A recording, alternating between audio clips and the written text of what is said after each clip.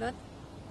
Olá, estamos aqui com a Denise Abreu Lima, que agora está na área de ensino à distância, e ela vai contar um pouquinho pra gente como que anda essa área, vamos começar inclusive perguntando se há uma diferença de ensino presencial e ensino à distância, né? Vamos ver aqui agora com ela. Olá, tudo bem, Denise? Tudo bom, prazer estar aqui com vocês.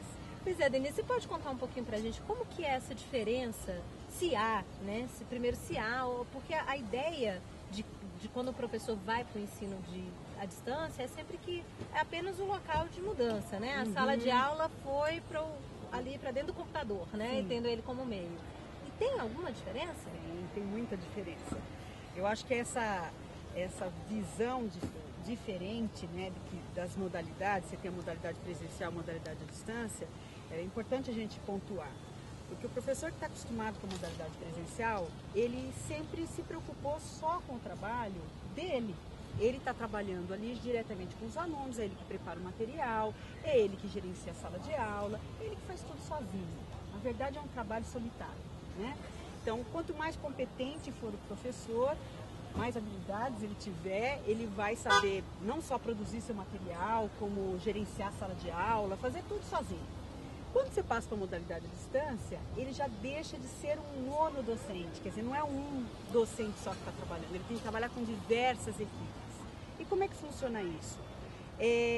Eu acho que é bom a gente pontuar que como o Brasil ele está aflorando nessa questão da EAD agora, com a entrada das universidades federais, universidades públicas de uma forma geral, na EAD, tanto com o programa da Universidade Aberta do Brasil, que é o programa do governo federal, como nos programas específicos das universidades, muitos professores estão começando a lidar com essa modalidade agora. Então, daqui uns 10 anos, a gente não vai ter tantos problemas como a gente está tendo agora, porque as pessoas já não estão mais acostumadas. E o que é a modalidade à distância? Quer dizer, o professor, com todo esse conhecimento, ele não precisa necessariamente saber de tecnologia, ele não precisa saber de material audiovisual, ele não precisa saber. Vão ter equipes diferenciadas que vão auxiliar este professor a transformar o conteúdo que ele quer dar para aquela turma num conteúdo digital, num material didático impresso, que muitas vezes ele não tem conhecimento desse gênero, ele não está acostumado, ele está acostumado a publicar artigos científicos, então o gênero material didático é um outro gênero.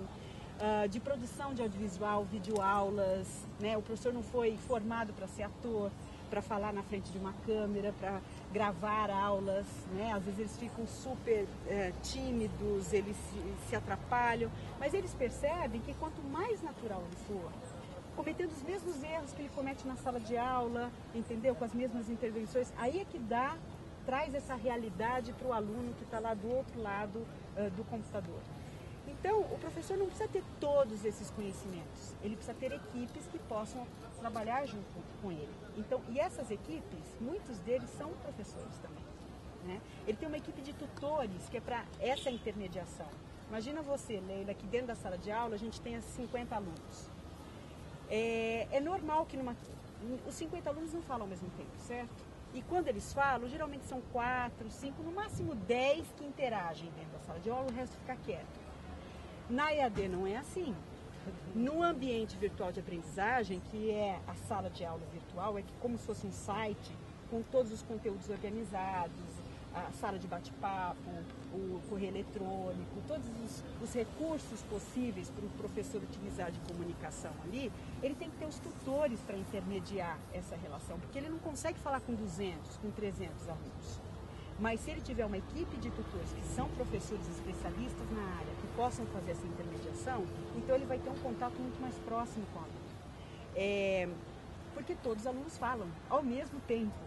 Certo. Ou seja, a organização de EAD é muito maior do que a gente imagina. Muito né? maior, ela dá muito mais trabalho, ela emprega muito mais gente do que se imagina. Quando falava, vai entrar EAD e não vai ter mais trabalho professor. Muito pelo contrário, as equipes aumentaram absurdamente. A parte tecnológica cresceu abundantemente dentro das universidades. A infraestrutura técnica e física, né, é uma infraestrutura tremendamente necessária para que a EAD ocorra. Então, essa eu acho que é a grande diferença, a gente passar de uma monodocência para uma polidocência. E o professor conteudista, o professor que tem conhecimento desse conteúdo, esse sim, é o grande professor líder, coordenador de equipes.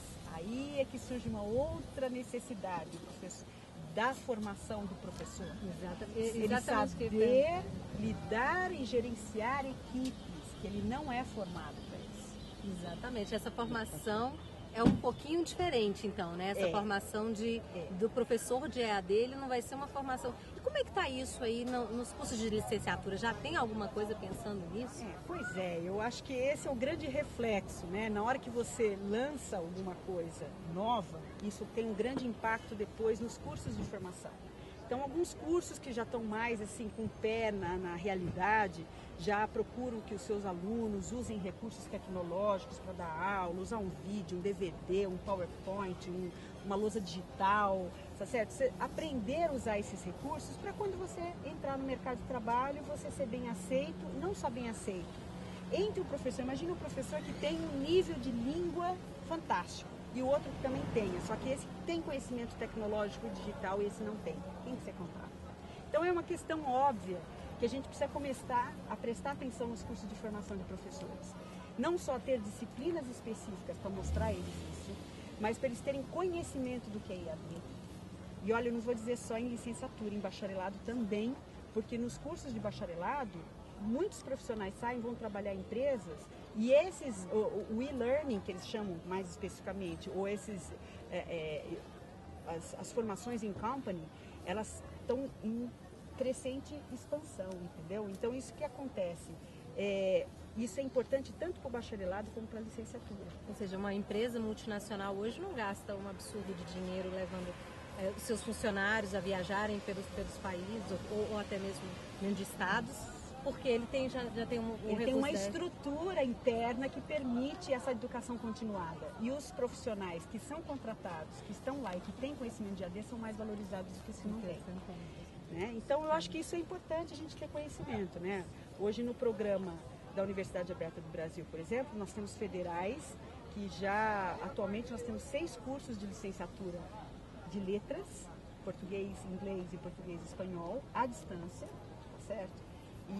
E eu acho que já tem aí, estou fazendo parte de bancas que envolvem pesquisa sobre esse assunto. Então, isso amplificou tremendamente, não só para o professor, mas para os pesquisadores, que agora tem um universo enorme para pesquisar e ver o que dá certo, o que funciona, o que não funciona e por que não funciona. Né? Então, eu acho que isso só veio incrementar a área da educação, da linguística aplicada, no nosso caso, no país e no mundo, porque isso está efervescente. Que coisa boa. Então, gente, se quiser saber um pouquinho mais de EAD, vocês podem também entrar em contato com a Denise Abreu e Lima, ela é da Universidade Federal de São Carlos, né, da UFSCar, e na área de EAD, uma especialista e nossa colega de linguística aplicada, que a gente fica muito feliz de estar lá, defendendo inclusive o nosso lado, né, Denise? Com certeza, com certeza. Acho que tem que marcar, né, atualmente eu estou coordenando a área de EAD da UFSCar, e realmente a importância dessa visão de linguista aplicado e da formação que a gente tem em termos de produção de material didático, né, de recursos para a sala de aula e todo esse conhecimento adquirido tanto no mestrado, sobre interação, interdisciplinaridade. A interdisciplinaridade na EAD ela tem que acontecer, porque se ela não acontecer, nossa, o curso meio que fica totalmente desconectado. Né? Então isso é importante, a gente vê na prática a coisa funcionando. Então, mais área ainda para os linguistas aplicados aqui, né? Denise, muito obrigada. O Sala agradece. Até mais.